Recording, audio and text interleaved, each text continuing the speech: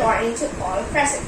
I, Priscilla Juby of Class 4A, am going to recite the famous poem Television by Roald Dahl. Roald Dahl is one of the most prolific modern writers in English and is well known as a children's author. Television is a famous poem of Dahl that advises and inspires to read books instead of watching the television. It takes a comic look at a serious problem and warns us about the dangers of watching television excessively. It suggests that TV robs our minds of the power of imagination and creativity. In contemporary times, especially with the advent of the COVID-19 pandemic and the transition to e-classes, television use has decreased in comparison to the use of smartphones and devices, which is at an all-time high. One may hence look at the poem, keeping in view the same. The most important thing we have learned so far as children are concerned is never let them near your television set. Or better still, just don't install the idiotic thing at all. In almost every house we've been, we watch them gaping at the screen. They loll and slop and launch about and stare until their eyes pop out. Last week in Summer's place, we saw a dozen eyeballs on the floor. They sit and stare and stare and sit until they're hypnotized by it, until they're absolutely drunk with all that shocking, gassy junk. Oh yes, we know it keeps them still. They don't climb out the windowsill, they never fight or kick or punch. They leave you free to cook the lunch and wash the dishes in the sink. But did you ever stop to think, to wonder just exactly what does your love taught? It rots the sense in the head. It kills the imagination dead.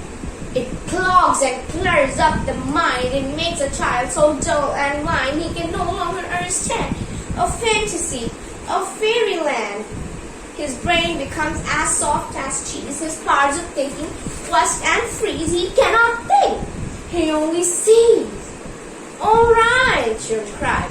All right, you'll sing. But if we take the set away, what shall we do to entertain our darling children? Please explain.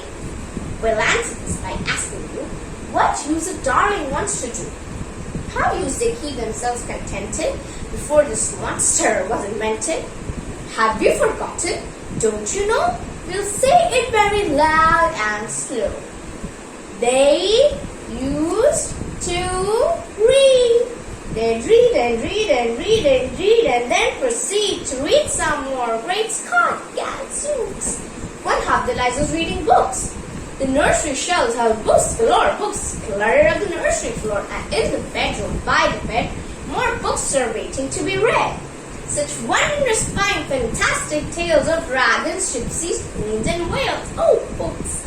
What books they used to know, those children living long ago. So please, oh please, we beg, we pray, go throw your TV set away, and in its place you can install a lovely bookshelf on the wall that fill the shelves with lots of books, ignoring all the dirty looks, the screams and yells, the bites and kicks, and children hitting you with sticks.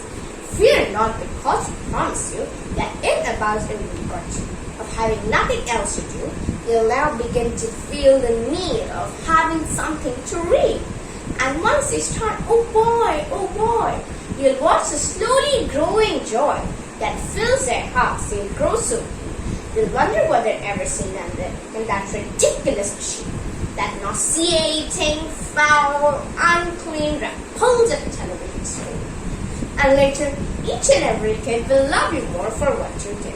Will love you more for what you did. Thank you and have a nice day.